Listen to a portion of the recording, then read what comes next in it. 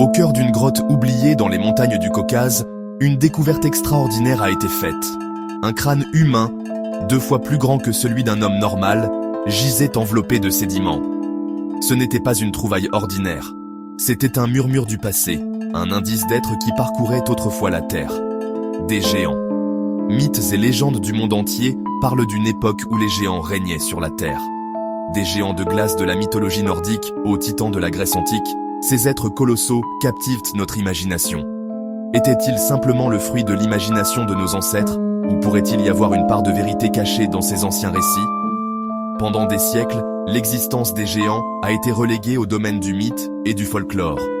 Cependant, un nombre croissant de preuves archéologiques et de récits historiques suggèrent qu'il pourrait y avoir plus dans ces histoires qu'il n'y paraît.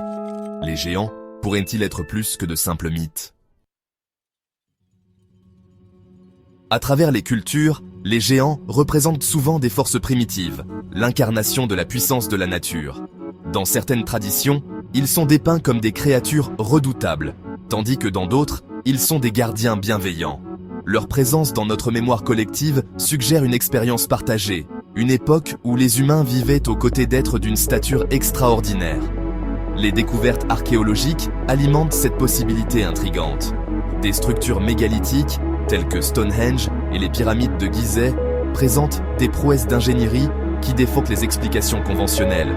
Ces monuments impressionnants pourraient-ils être l'œuvre d'anciens géants, leur force et leur ingéniosité surpassant les nôtres?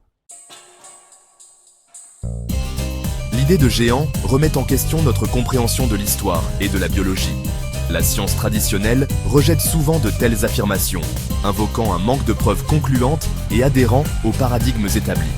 Le fardeau de la preuve, comme toujours, incombe à ceux qui osent remettre en question les normes acceptées. Les sceptiques soulignent la fragilité des grands squelettes et les limites de la physiologie humaine. Ils soutiennent que les géants, s'ils existaient, auraient laissé des vestiges plus substantiels.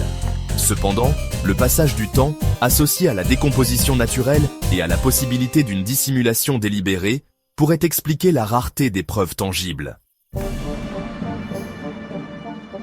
Malgré le scepticisme, des indices alléchants continuent de faire surface.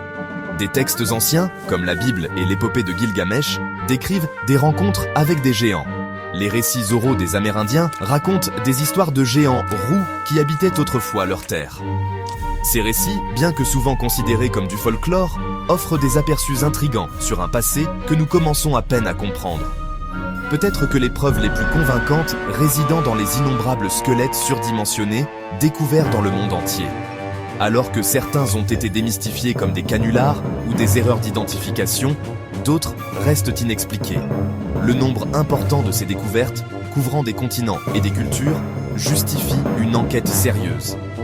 Ces os pourraient-ils être les échos des géants, leurs témoignages silencieux remettant en question notre perception de l'histoire ?